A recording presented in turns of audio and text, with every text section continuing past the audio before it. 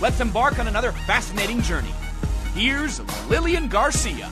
Well, hello, and welcome, everybody, to Chasing Glory. I love that music. Isn't that cool? Dun, dun, dun, dun. Here with me in the booth is Mr. Sean Gosser. How you doing? Hello, Lilian. Hello. As he's plugging away back there, pushing all those buttons. There's lots of buttons to push, yep. Do all those things that you do. Mm-hmm. Radio magic. Yes. Podcast magic. I like it. You know what's funny is as I see you in the booth, because there's glass, I actually see the sign Podcast One kind of over your face because it's like reflecting. So I'm a part of the production. You are. You're like definitely in there. Anyway, thank you so much for joining us, guys. It's been pretty exciting around here. I've gotten so much, just so much mail, from Twitter, could you call it mail? Yeah, it's like kind of mail. It's email.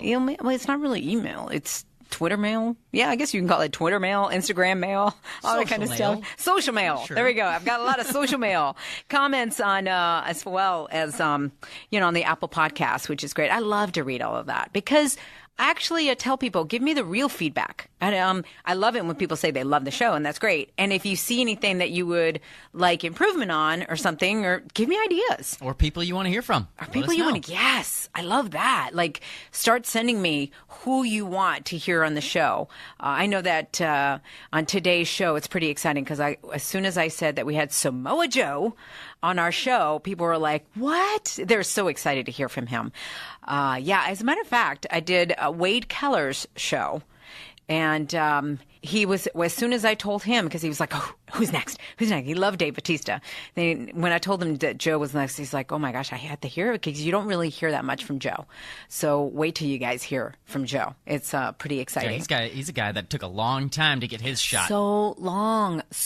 You'll hear all about that too in the bio that's coming up. But I want to thank Dave Bautista for being our special guest, a two-parter that we did with him. And boy, did he open up. And I just really want to thank him. That's what a lot of people were surprised how open he got, how much he revealed. But it was great because it showed that people can be real in this chase for glory.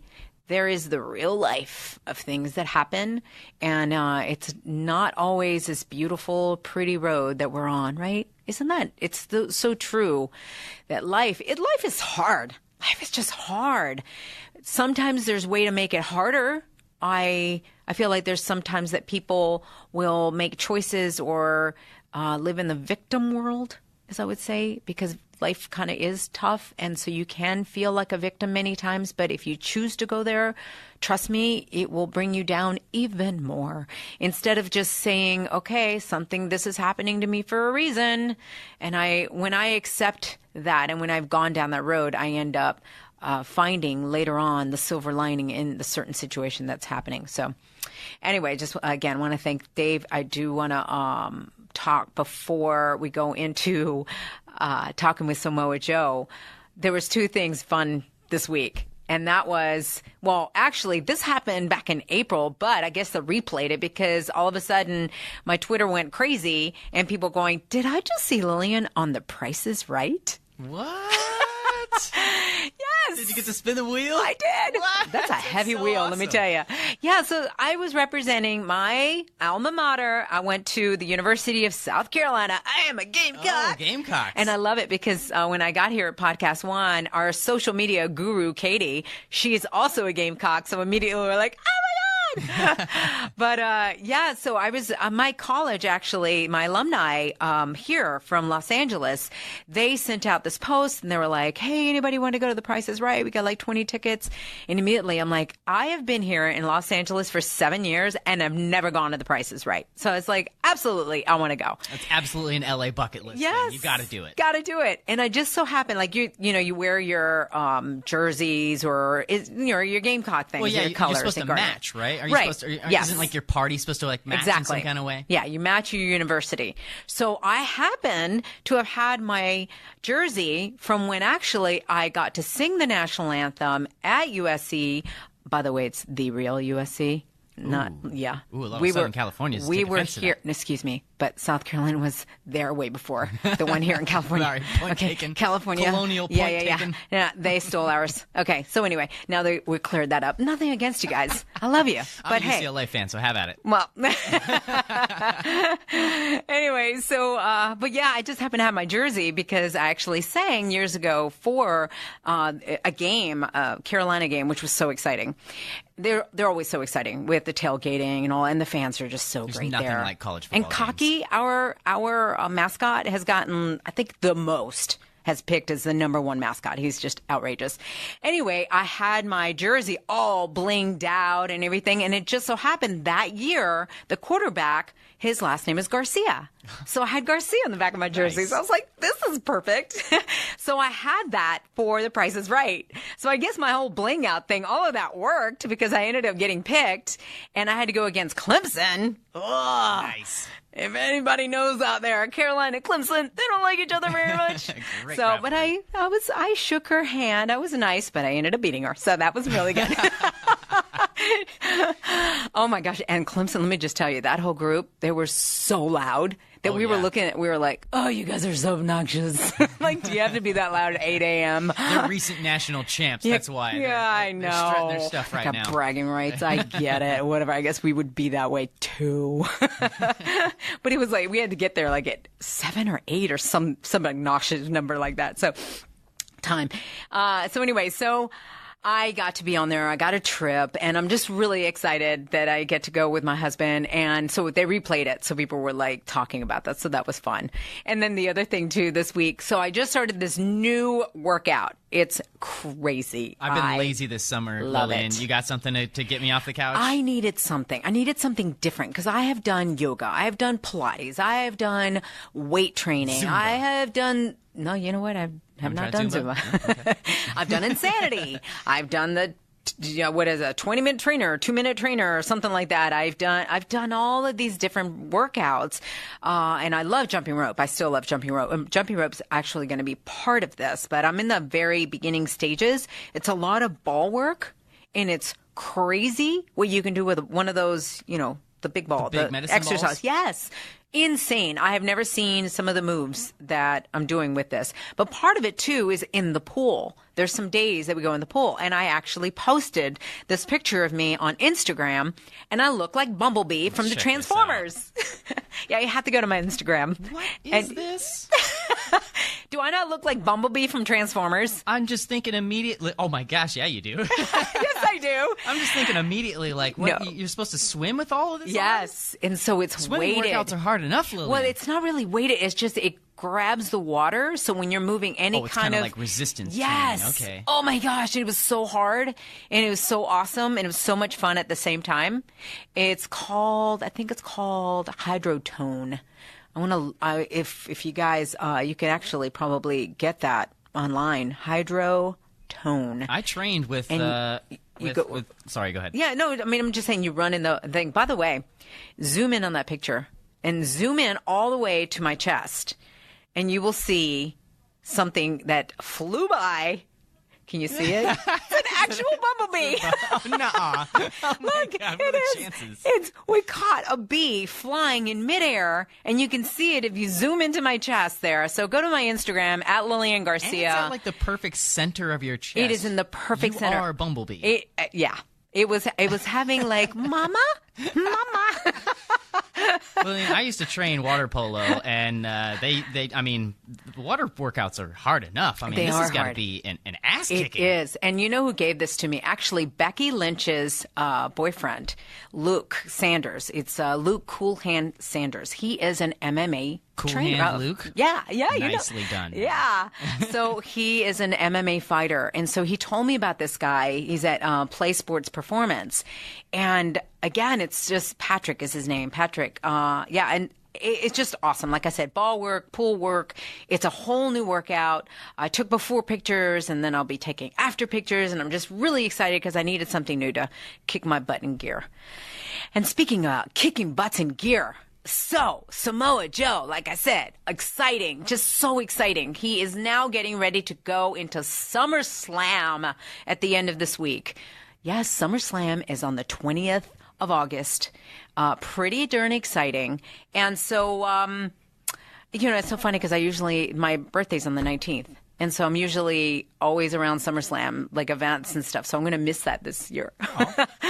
But I'll do something with my family, or hopefully my husband will take me away.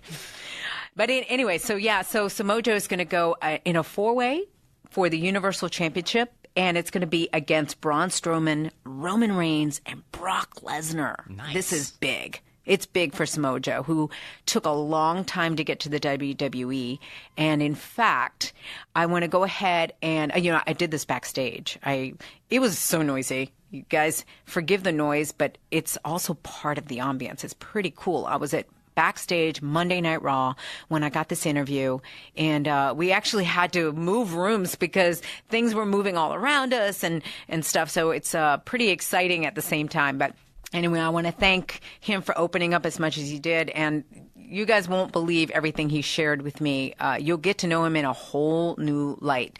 So without further ado, let's go ahead and get into this. What do you say, Sean? I'm into it. You ready? I'm ready. Let's go. All right. Here is Samoa Joe's journey of chasing glory. Samoa Joe was born Nufalao Joel Seanoa in Orange County, California, of Samoan American descent. Coming from a family of Polynesian dancers, Joe was introduced to the world of performance art immediately. At only 5 years old, he performed in the opening ceremonies of the 1984 Summer Olympics in Los Angeles. Joe's size and natural talents would lead him to athletics, where he'd become an all-league high school football player and junior judo champion in the state of California, before embarking on a pro wrestling career. In 2000, while fine-tuning his wrestling skills under Cincinnati Red, he joined Ultimate Pro Wrestling, a breeding ground for budding WWE superstars. There, he would feud with a very young upstart named John Cena. For the next 12 years, Samoa Joe went on to travel the world, wrestling for top promotions such as 01 in Japan, IWA in Puerto Rico, and WXW in Germany, as well as American companies Ring of Honor and PWG. He would achieve main event success in each promotion and even held the Ring of Honor Championship for 645 days, a feat yet to be broken. In 2005, Samoa Joe joined Total Nonstop Action, where he had many Match of the Year performances with the likes of AJ Styles, Christian, and WWE Hall of Famers Sting and Kurt Angle, and would eventually win every championship TNA had to offer.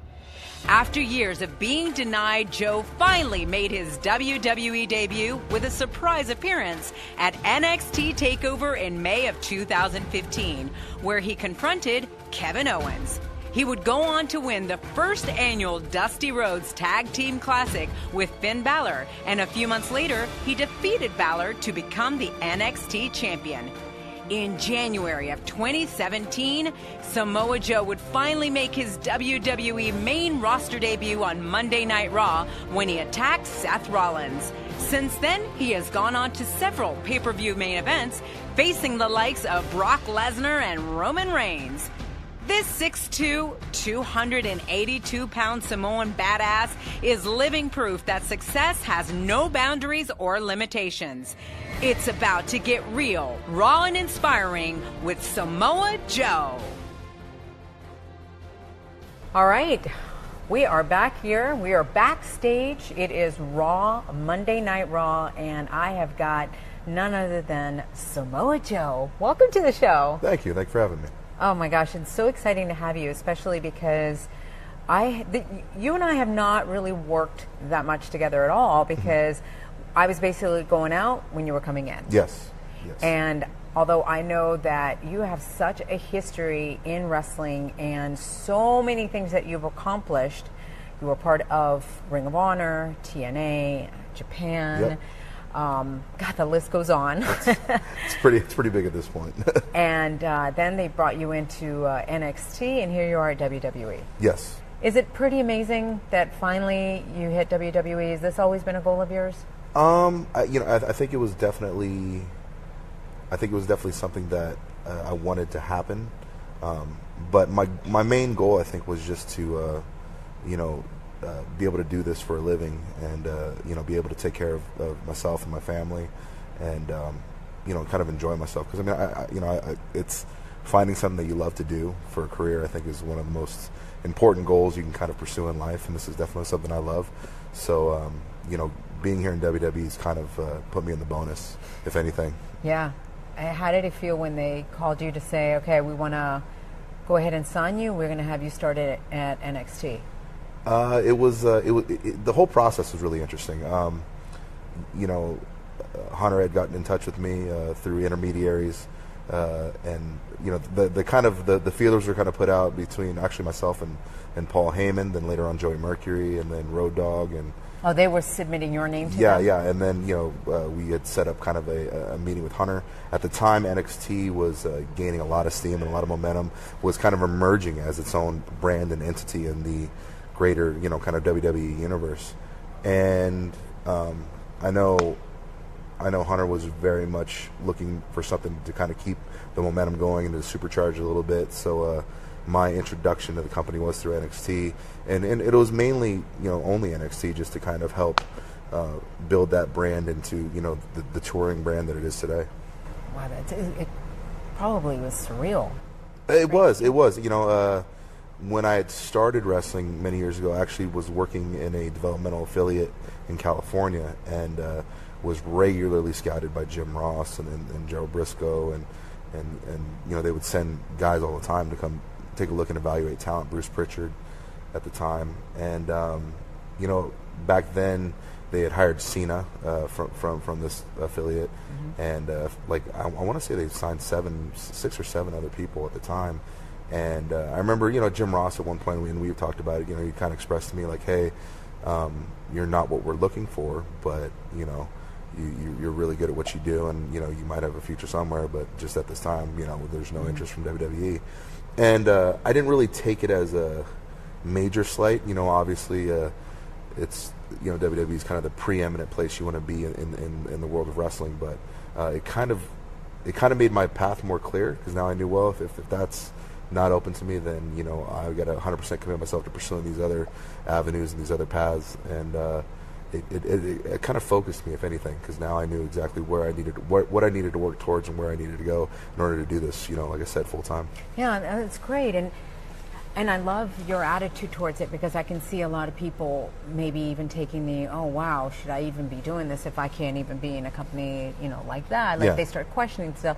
Have you ever questioned yourself in your career? Absolutely. I think I can probably pinpoint about probably 2 major times in my life where I was close to, just I think you get to a certain age and you start to realize, listen, I don't know if I'm not making this much money, or I have these certain goals that I want to do, and I was making good money at the time, but I wasn't making the money that I really wanted. And as you know, if you're wrestling anywhere outside of the WWE, a lot of times there's not that stability as far as something coming in the mail every week. So as I got a little bit older, I was starting to really question whether if this is just like kind of I'm following a dream and not really preparing myself to succeed in life. And I can remember 2 specific times right before I joined TNA, and probably right after I left Japan, where I was seriously considering maybe hanging it up and going for a more domestic career. So what kept you from not hanging it up? Honestly, the people that believed in me, that just were really supportive, and I can owe a lot of successes in my career to a lot more than just myself. I mean, I had to do the work, but at the same time, there's people who believed in my talent, my ability at certain times, and who had talked to me and just said, listen, you belong in this business, you belong doing this, you're entertaining, and there's something that you bring to the table that is very rare. And it just kind of took that kind of reiteration in my head that you love doing this, and you just need to keep working at it.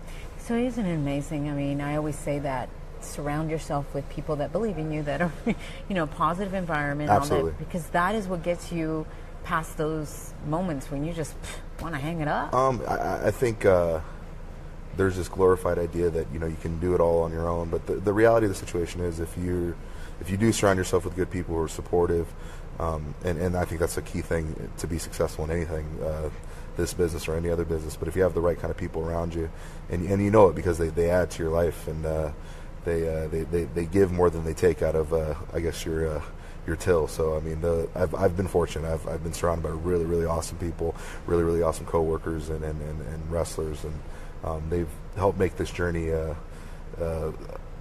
lot easier in the tougher times. And have you been able to be there for someone else as well? Oh, absolutely. You know, you can't help but try to be. You know, you get back what you put in, and so if you put in that good positive energy and you try to get people's minds wrapped up in possibility instead of impossibility, you find that it creates a good environment all around you. Have you also found that leaning on fans has been helpful?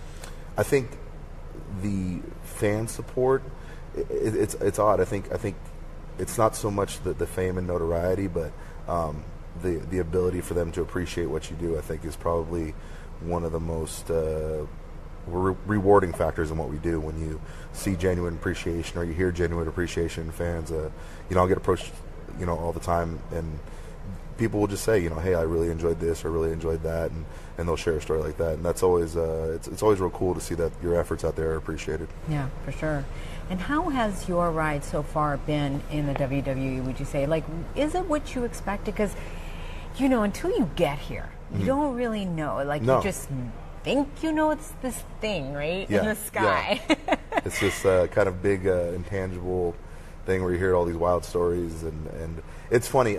So my ride thus far has been great, beyond great. It's kind of exceeded expectation, and admittedly, I came in with a very wary perception of being here.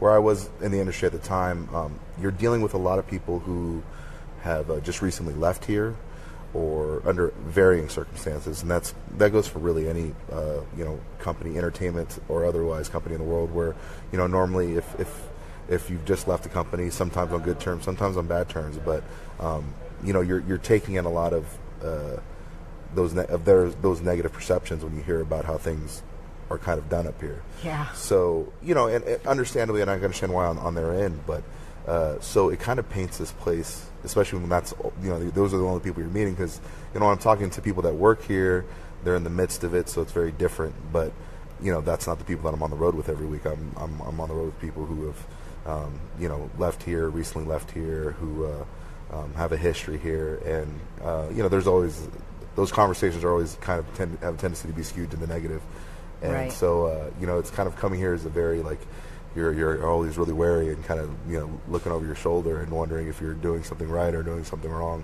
And I was pleasantly surprised by the culture that I kind of perceived when I got here, which you know, was I guess worlds different than how it had been in the past. And the working with people like Hunter and Vince and Michael Hayes.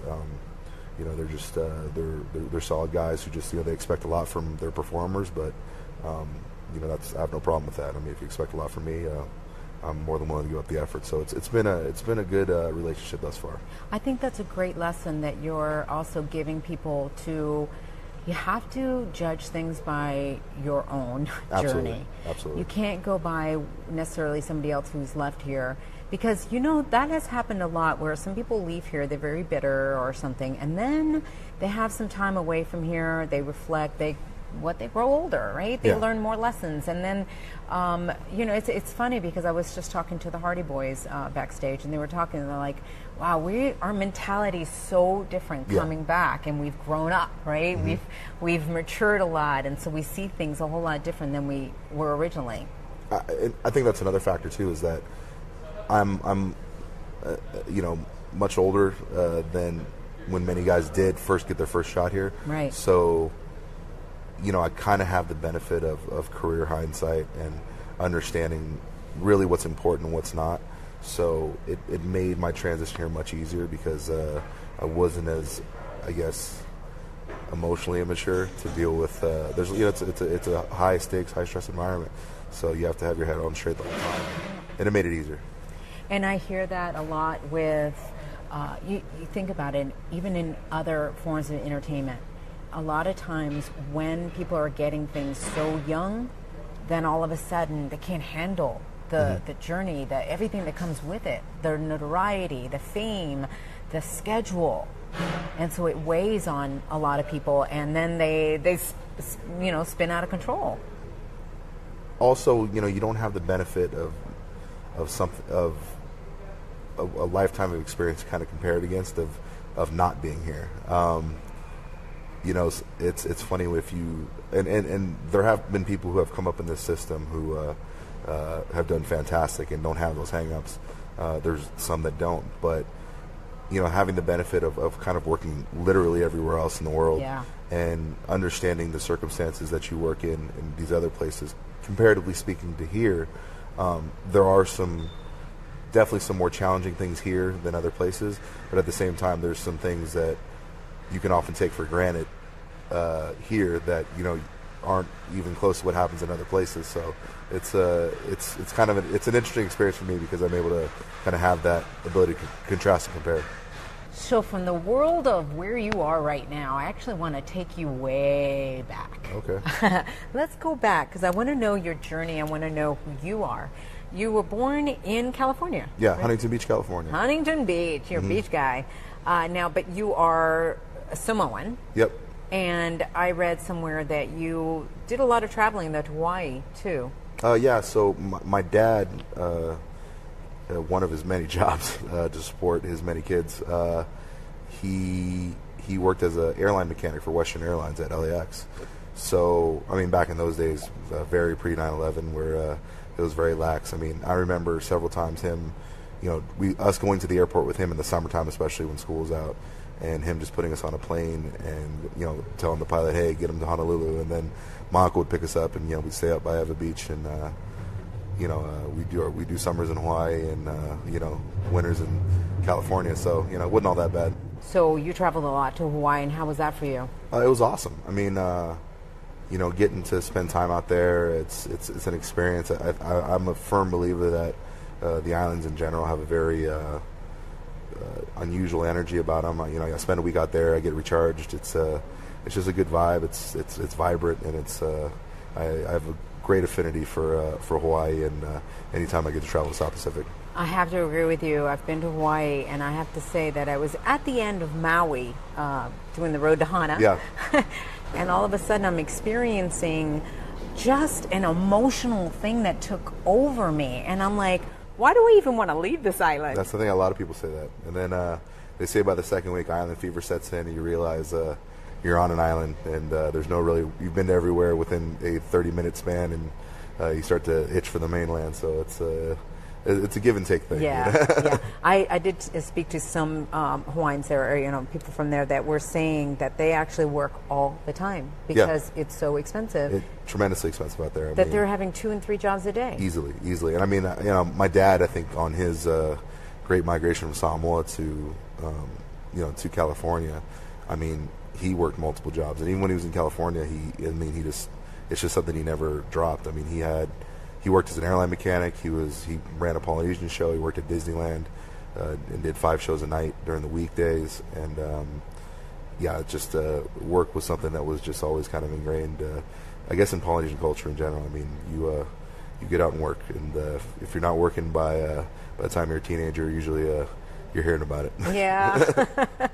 Now you're one of how many brothers and sisters? So I have 4 brothers, 2 sisters. And any of the other ones into any kind of sports? No, we all were athletic. All the boys played football. My sisters, basketball and volleyball, stuff like that. So we, for the most part, we were all involved with the family business. Like I said, my father, we ran probably one of the largest Polynesian dance troupes in North America. We toured constantly with them. I think I did 2 or 3 world tours before I ever stepped foot in a ring. So, the show business. That helped you? Oh, absolutely. Because, when I made the transfer to pro wrestling, most people, when you explain that to, I guess, parents who have more normal careers, they look at their son or daughter and go, are you crazy? Are you going to do this? And I remember, and part of it was, my dad was a wonderful father, like just an amazingly caring would do anything for his children. Father was a terrible boss. Because he demanded perfection in everything that we did.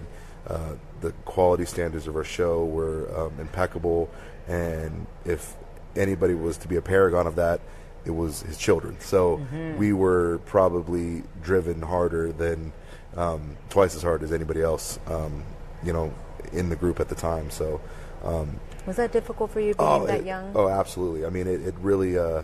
It's funny, and I tell this people, in a way, pro wrestling kind of saved my relationship with my father, because there was a lot of resentment because the demands were very, very high with the show, and it wasn't just like going out there and performing. It was like we set up, broke down, pulled everything out. I remember at times, working shows until late into the night, corporate events, and then having to get up the next morning and go to high school, and go to football practice, have a normal life, and then getting off football practice, going out and doing 2-3 shows a night, at either a club venue or a hotel or a restaurant or something like that. So I think from probably 11 years old on, I was pretty much working a full-time job. Wow.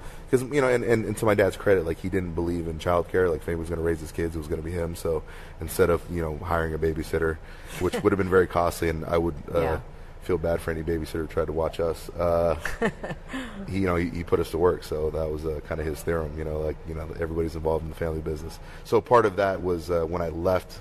The way I got out of the show was I started pro wrestling, and the agreement between me and my father was, he goes, you have to start making this. You have to start making money at this, and if you make money at this, then you don't have to be in the show. So the onus was on me pretty quickly to make this a profitable endeavor and not just a weekend warrior thing. And what was it about wrestling that really captivated you? Because you've been involved in a lot of other sports as well, like you said, football. Yeah, football. You did jiu-jitsu. Judo. I was a judo guy. Judo, right. Rugby, and I think another thing I was kind of mentioned is that pro wrestling probably was the only thing me and my father ever watched together that we kind of symbiotically enjoyed. Yeah. And so it was always cool. I think all my brothers dug it too, and we joke around about it. And I was actually looking for kind of a martial arts studio to work out at in the afternoons. I was out of college, wasn't doing anything athletic in the evenings. Was working in a mortgage brokerage at the time. Yeah, I was going to ask you about that. Wow. So I found the studio and pretty much did a jiu-jitsu workout, and then after the workout, the trainer at the time, he was renting the space to a pro wrestling school, and he goes, well, you should try out the pro wrestling class. I think you'll dig it if you want to get a workout. I was like, I don't know, man. I'm not really.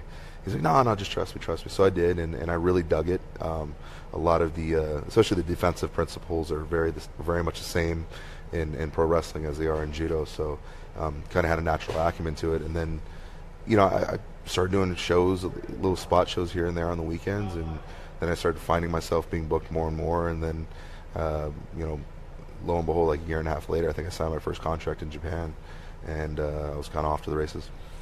Wow. And how quickly did you pick it up? I think I trained for 8 months before I had my first match. First match went pretty decently, for it being a first match. And, I was real voracious with the training, though. Like, I remember going on off days, if there was a beginner class, I go to the beginner class, the intermediate, and the advanced class. Even when I was in the advanced class, just because I just wanted the reps, and I kind of became obsessed with, becoming this pro wrestler and doing this full time. I can also see that the routine that your dad had you doing was already instilling that practice, perfection, all of that. Absolutely. And and we had a lot of success in our group. I mean, we'd go to, it got to the point, I remember a few years in particular, I think in the late 80s, leading into the 90s when I was younger, where we would show up at competitions, and I remember my brother would walk in to register for events, and other groups would watch and see what he registered for, and they'd pull out because they didn't want to waste the entrance fee. And there was a few times that we just won, we won competitions just by default. We'd go do an exhibition, they hand us the trophy just because, it'd be like it'd be like a $5 or a couple $1,000 entrance fee to enter to enter the category. And I remember certain groups just not wanting to mess with us and just backing out, going, no, it's cool, we're not we're not going up against Tiare and large group drumming, or we're not going up against Tiare and full show ensemble. So, but that was like the level of absolute obsession my father had with us being the best, especially during those times, to the point where like we even stopped doing competitions, just did a full-time touring show because it just wasn't fun anymore. It was like when they started handing us trophies, we were just like, all right, well, the chase is gone. Yeah, the chase is gone. Nothing left to conquer. You're listening to Chasing Glory with Lilian Garcia.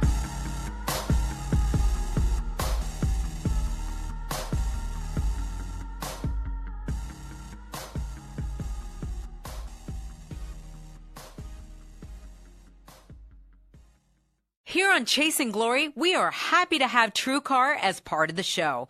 And guys, listen to this. When you're looking to buy a car, you want to make sure that you're getting the real pricing on actual inventory. Unfortunately, a lot of times, this isn't the case. People configure cars online only later to find out they're not available. With TrueCar, you get real pricing on actual inventory. Now, this is not pricing offered by TrueCar, but pricing from an actual dealer. And not just any dealer, but a TrueCar certified dealer. This is a carefully curated network of dealers committed to transparency and offering you a competitive market price. Using TrueCar, you can easily find the car you want. Finally! Next, TrueCar will show you what other people in your area paid for the same car you're looking for. Now you know what a fair price it is, so you can feel confident. In fact, over 3 million cars have sold to TrueCar users by the TrueCar Certified Dealer Network. There are over 13,000 TrueCar certified dealers nationwide. You will work directly with a TrueCar certified dealer contact. TrueCar users are more likely to enjoy a faster buying process when they connect with TrueCar certified dealers. That's right, because TrueCar users save an average of over $3,000 off MSRP. So once you register, you'll see a real price on actual inventory. This is competitive pricing offered to you only by a TrueCar certified dealer for an actual vehicle in their lot. It's pricing you will see before going to a dealership, so you can feel confident when you show up. TrueCar shows their customers all of their available incentives before they arrive at the dealership. This is awesome. So when you're ready to buy a car, visit TrueCar to enjoy a more confident car buying experiences. Some features are not available in all states. Chasing Glory with Lilian Garcia. Would you say this chase to WWE, has it been worth it for you? Absolutely. And like I said, this is, kind of being in WWE now, even still, it feels surreal, but it's this surprise that I didn't really expect, and it feels very much like a bonus. Things in my career to this point have gone very well, but to be here now and to be able to perform at this levels, it really kind of puts a cherry on top of a career that I've been very proud of. Yeah, and where do you go from here? Obviously, I don't think anybody wants to ever leave here without, winning the big championship, and I'd like to add that to my resume, if anything. Working hard towards that right now, I think I really want to make some great memories for the fans and for the people out there, what they can look back upon and kind of remember with the same fondness of as other greats that have passed through these doors. Mm-hmm. I see that happening for you for sure. Now, what about your mom in this whole thing? So my mom is she's a very interesting woman also. It's funny, she's been a kuma hula, a professional dance instructor for the majority of her life, and was kind of the powerhouse behind the show, was a costume designer. She was essentially the head of the company. She did all the bookings. She scheduled all the rehearsals, taught all the female dancers how to dance. Was a acclaimed kuma hula, wow. And amongst other styles of Polynesian dance, and meticulous. Amazing costume designer. Some of the costumes that she came up with. Very Vegas showgirl inspired at times, but just as intricate and amazing. I mean, I remember her, going out teaching classes, doing, 4 hours of teaching during practice for all the girls, teaching kids classes in the evenings, and then coming home and hand feathering, these big elaborate headdresses for hours at a time, just to make sure that the costumes were the very best and on point and ready for the show. And I mean, to this day, my brother runs the show now in California. Oh, so he still does. And he's taking it over, and it's funny. I see him and his kids, and they are very much, his children now are very much living the same lives that we did.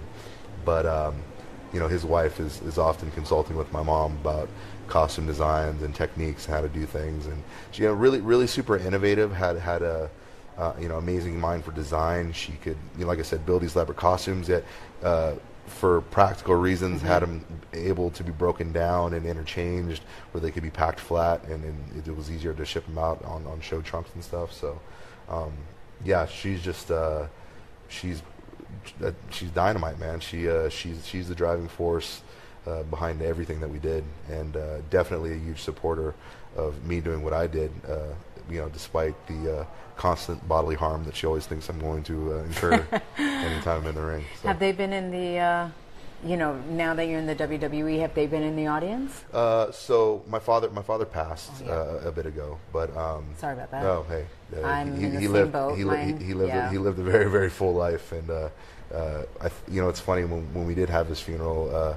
I really couldn't call it a funeral. It was a big celebration of his life, and over 2,000 people showed up, and wow, including a lot of wrestlers who had run across my father in the past. Because anytime I would bring the boys, by the house or home, my dad always had a full spread out for the guys and always took care of everybody, and was a lot of people considered him a second father in the group, in wrestling. My friends, I mean, there's friends of my brothers and mine that call my parents mom and dad just because they were that. Awesome. They were definitely the neighborhood parents. There was no, and they disciplined you like they're your parents too if you ever got in trouble, whether you were their blood or not. They've been to my shows, and my mom, she next time that we're local and we're close, it'll probably be her first time coming to a big show, so she's looking forward to it. Do you feel like you've had a childhood, being that you started working so young? And I mean, I had a childhood. It just wasn't a traditional one. I don't think I was robbed of a childhood. I grew up real fast. I do know that. I mean, because if you're in show business in general, and especially if you have a band of musicians, boy, you're going to grow up real fast, sitting around backstage around those guys. Yeah. I learned a lot about the world really, really quick, but I don't feel that I missed out on any of the average kid experiences. Because, I mean, my parents still did make the effort to do, the regular parenting things. Like I said, now kind of in hindsight, when I look back and I realize how much effort they put into raising us, it's impressive, and it's a feat that, I don't think I could have matched being in their scenario and their situation, but they managed to make it work. I mean, we still had baseball games and football games, and they were still in the booster club, and they still, made all the parent-teacher meetings and all that good stuff. It was just, there was this other aspect of our life that was going on at the same time that was really crazy, and, being gone for months at a time on the road, and, working out with the schools to get our schoolwork and making sure that we still passed all our other classes. It's a pretty remarkable feat. Yeah. I was going to say, what would you say was your biggest obstacle growing up?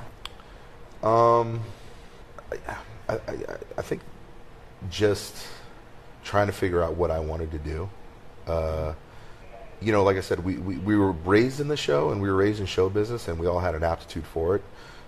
Because we had to play every part. It wasn't just one. We'd sing, play music, dance, drum, the whole 9 yards. And we all enjoyed doing it. I just don't think we enjoyed doing it full time on my father's terms. Because, like I said, great dad, terrible boss. If you want to talk about a tyrant of a boss, I mean, that was my father, because it was, it was all the aspects of a very, very passionate and strict coach, compared with the fact that it's your dad, and he can get away with a lot more than the average coach could, as far as like getting you motivated. So. Yeah. And it reminds me a little bit, like I'm hearing your story, and I'm thinking like the Jackson 5. Yeah. I wouldn't say he was Joe. He wasn't abusive, but he was but like you had to know that the show came first in all things, you know, because and this is a speech that me and my brothers and sisters always joke about, you know. And it was, I don't know how many times you heard this, you know. Well, you know, hey Dad, do I really have to go do the show? Da, da, da, da. He'd be like, well, do you want food on the table? Because that's how we put food on the table in this house, and that's how we keep the lights on, and you know, and it was just like. You know, the show, and granted, it was. I mean, that was our vocation, and we had a big family and a lot of people to support in it, because you know it was an extended family too. We had you know, we had a big house, and there was always plenty of room. Everybody had their own room, but you know, we had uncles and aunties that would stay with us. The surrogates from the neighborhood. I don't know how many of my brothers and sisters' friends would live with us for extended periods of time with their parents' permission, just because my dad would keep them out of trouble. Oh wow. There was people that danced in our group who were troubled youth, and like, you know, a friend of a friend from Samoa would call up and be like, you know, my daughter or my son's in trouble, and can you get, you know, go. And my dad would drive down to Carson, pick up this kid, and we'd be like, there'd be a kid sleeping in the boys' room, and we'd be like, hey, what's up? Oh, you know, hey, I'm so and so. Oh, cool. Wow. Hey, I guess I'm dancing here now. And I'm like, oh, I guess you are. Yeah, well, you know. Yeah. Well, dinner's at 6. Don't be late because you ain't gonna eat. You know. What do you think of that? At the time, you know what, it wasn't even unusual or weird to us, because, you know, my father was very big about treating anybody who entered his house like family, and giving him the best and the worst of that. You know, you were family, and you were taken care of, and you were loved, and somebody cared about you, and somebody would, if, you know, our girls, you know, we'd have like a lot of young dancers, and they'd come in. And I remember my dad, after a show, we'd get in at 2 a.m, you know, unload the stuff, and then my dad would get back in the van, round up all the younger girls whose parents probably, you know, it was too late at night for them to come pick them up or stuff, and drive them home individually all across Southern California. Amazing. And then, you know, literally pull in the van at 4 o'clock, go in, shower, change, get back into the van and drive up to LAX from Orange County, which if you've done that drive on the 405, you know, and go straight to work and work 5 hours at the airline, get off the airline, drive to Disneyland, and do Fire Knife Dance 5 shows a night. So it was his workload and his ability to just carry it was superhuman at times. Yeah. Does that sometimes make you feel at times that you're not doing enough when you have that to compare to, or did you feel that pressure? I gotta keep up, just like my dad. I gotta turn around and have this. For me, it's not so much pressure as it is when I do have those days, which especially here in WWE, you're gonna have that where you're not going to sleep, you're going to travel, get stuff done, get to where you need to go, you know, drive long hours, do those things. It doesn't seem impossible, you know. I think it's a big thing is when, if you don't kind of have that to draw off on, and you first get here, or you first get to a major company, and you have to deal with that type of schedule, and you have to deal with that type of effort. Right. And, you know, lack of sleep is something that is kind of like this underestimated variable, where when you're sacrificing that much sleep on a consistent basis because we need to get so much done, and we got to get traveling, and we got to get to different places, you know, it really puts into perspective how difficult what he did was. So for me, when I do experience those times, I kind of look back on what he did and said, well, at least I'm not doing this, you know, 4 days a week. Wow, whole new appreciation. Yeah, whole new appreciation. Wow. Now you have your wife and 2 boys. 2 boys. 2 boys. So how old are they? 6 and 7. So they're pretty close together. And you know, I'm very, very fortunate. She's a great mom, an amazing mom, very, very supportive. I knew her, I think, before I got involved in the wrestling business, and we were really good friends for a long time. So yeah, she takes care of my boys impeccably. And you know, we're all getting acclimatized to the schedule that this. Yeah, I was just going to ask, how is that being on the road? I mean, that's the hardest thing, is you're on the road 300 plus dates a year. Yeah. How is that with having kids that are that age? I think, comparatively speaking to superstars of the past, I think the advances in technology now make that a bit more easier. FaceTime. You're a FaceTime away, and I think it's.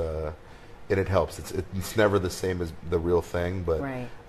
You know, I can still have you know, private moments with my kids, or if there's a game going on. You know, there's been plenty of times I've been sitting in the locker room, kind of watching it. Seriously, a phone propped up, you know, on FaceTime, just kind of, you know, catching, you know, at least 15 minutes of it. That's just to amazing. check it out. So Yeah, there's obviously there's enormous challenges. I think we are much more fortunate now than many of our predecessors as far as being able to keep those lines of communication open, which are important.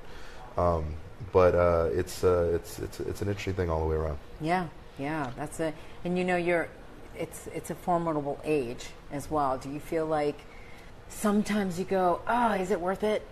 Absolutely. I think that's a question. Is there a struggle there? As a trying to be the best parent you can be, I think that's something that all of us who do this for a living ask ourselves, because you are essentially an absentee parent, and the other aspect of it is that you have your other half at home who is taking on a lot of the responsibilities that are meant for two people, though not impossible by any stretch of the means. I know several awesome single parents, but that doesn't make the job any less hard or difficult. So I try to stay involved as I can, schedule permitting, but I think everybody has come to an understanding of how our lifestyle is and what we do. And like I said, even when I was a kid, I didn't grow up in a very traditional household or traditional, I guess, family structure. So I think if you get the expectations built in early and you at least put together as much effort as you can, there's always going to be issues, but no matter what kind of environment you grow up in, but you can get through and you can work on them. That's pretty remarkable. The perspective that you have, it's awesome, because the other alternative is you're not doing this, you're not pursuing your dream, and you are back to being the mortgage broker. Yeah. And then you're actually not even fulfilling, like you're not happy because it's not your passion. You're there for your kids, but you're not happy. And I agree with that 100%. I think it shows also and I think it manifests in several negative ways at home. If you're miserable doing what you're doing, I never want to be at a point where I'm resentful of anybody that I love, and especially my children. Right. And it's funny, you tell yourself, well, I could never. But, I've seen other people who have, not maybe gambled or risked as much and are doing something they do not enjoy to do day in and day out. And, you have to take care of your loved ones, absolutely, first and foremost. But you have to make a just as solid of an effort to take care of yourself and your own mind and your own head, your own well-being, mental well-being especially. And oftentimes I think we're too in love with this martyred image of ourselves that I need to go out there and, sacrifice all my hopes and wants in order to, take care of those I love. I think it's kind of it's a romantic gesture, but I think it's a lazy gesture. I think that you can do what you love if you believe in yourself, you work hard enough, and you try, and you take some risks and gambles. You'll be amazingly surprised at like how supportive they'll be back in kind of pushing you towards your dream. That and that's basically what it is. I mean, if you have a goal and you have kind of a clear path to it, your family will be more of a rock that'll support you than you'll believe. And I've been very fortunate. Mine has been. Yeah, because you're teaching your kids too that it does matter what you do as well. Absolutely. It's funny. I think there's this, and I don't want to generalize, but I think people have this idea that I want my kid to be a doctor, I want my kid to be a lawyer, I want my kid to be, this high-paying career and find financial stability. Kind of throughout my life, I've seen a lot of really miserable millionaires I've met in my life. So I'd rather have my children make a decent wage doing something they absolutely adore and love day in and day out, and find fulfillment in than necessarily being a multi-millionaire. Yeah. Though it'd be kind of nice because obviously. Yeah. If that's part of the package, then I'm all for it. But it's not all there is. No, it's not all there is. What a great lesson for your kids. And now here you are. Oh my gosh, you have a whole storyline with Brock Lesnar. Yep. Wow. Yeah. Did you imagine this? It's funny. So when I first started kind of making my overtures here, I remember, actively stating, yeah, I want Brock. And, it's to me, in my mind, he, among some others, he's somebody that I thought that I could match up well against, that I could draw with. You know, I think me and Brock is something that people have wanted to see, or if they didn't want to see it, they are interested when they hear it. And you know, the response that we've gotten thus far has kind of proven that theory right. And I'm very much looking forward to when we tie up.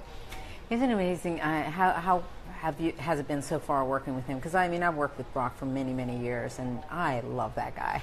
I have a tremendous amount of respect for him. He's somebody who very much understands the business side of this, and he's somebody who wasn't afraid to go out there and pave his own way. At times, didn't feel satisfied with what he had in front of him, and was brave enough to risk it to pursue more. And I think that's a rare trait in certain individuals, to leave a very big comfort zone and to risk everything and go out there and try his hand in MMA, in professional football, you know, and succeed or fail. Just the almost audacity it takes to do that is something that's rare in this day and age. Right. And I can't say how much respect I have for somebody who is willing to go do that. So what has been ultimately your favorite part of all of this entire journey? I think just the fan reaction. I think a lot of fans were just as surprised as I was that I'm here. The fan interaction and reactions to the things that me and Brock have done so far have been great. And you know, basically as of right now, I mean, a lot of the relationships I'm building in this company, and seeing a lot of my contemporaries also from other places, guys like AJ Styles, Bobby Roode, Eric Young, finding their way here and finding success. So you know, when you see all your friends doing well, and you're doing pretty well yourself here, it's hard to not discount the fact that you're very fortunate to be in the place that you are. Yeah. What a great message to all the fans out there that are listening to this podcast and your story. And I can't thank you enough for sharing it. No worries. You're going to be doing amazing things, I know. I can see it. We're working on it, slowly but surely. I love it. Thank you so much for being on. Thank you for having me.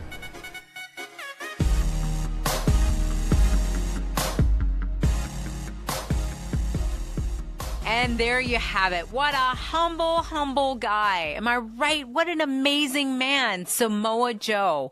You know, Sean, I never got to really work with him that much because he came in when I was leaving. So the fact that you know, he took time to do this interview on such a busy day. We actually recorded this before he was going one-on-one with Brock Lesnar, which is why you don't hear him talk about Roman Reigns and Braun Strowman. And I can only imagine how he feels right now going into SummerSlam, fatal four-way for the Universal Championship against those three guys. Like, that's pretty impressive. Those are some heavyweights. I mean, they right are off the bat. Total heavyweights. And I mean, this is like, I equate it to, you know, like a baseball fan. This is like a guy that's been in the minor leagues for most of his career. Yes. And, you know, it's like, what's that Dennis Quaid movie, The Rookie? He comes up at like 36 years old or something like that. It's almost kind of similar, you know? He's had such a long career in the under promotions, and now it's like... That's it. You also heard, like, in his bio, what he accomplished, right? And the, I would say the minor leagues, I guess, is the way we're putting it. So I can just imagine when he's going to continue to conquer here. We wish him nothing but success. I love the fact that he remembers the fans, loves the fans, and that's, you know, the thing that means the most to him, right? When at the end, when I asked him that. So thank you so much for opening up the curtain in your life and giving us a glimpse for sure. All right, so for next week, so excited. As I told you, we're not just going to do wrestlers here. We're also going to expand this and do other athletes, do actors, do entertainers. I can only imagine where the show is going to go. And next week, we have the one and the only, the daughter of Muhammad Ali, Layla Ali. Whoa. The champ is coming. The champ is coming, 24-0, undefeated in the boxing The champ ring. is here. Oh my gosh. The champ is here. Seriously, it's going to be amazing. I just know she's got quite a story behind her, so I'm going to be asking her a lot of like real raw, questions that are going to be, I'm sure, very inspiring. And so I really want you guys to listen in next week. And for now, make sure that you guys please subscribe at podcast1.com or the brand new Podcast One app. Also, make sure you please rate and review on Apple Podcast and give us 5 stars. Yes, 5 please, stars. 5 stars. We love that. I love that. But I hope that you've enjoyed the show, and I can't wait for next week. But for now, much peace, love, and passion. And remember to always be yourself and trust that it's enough.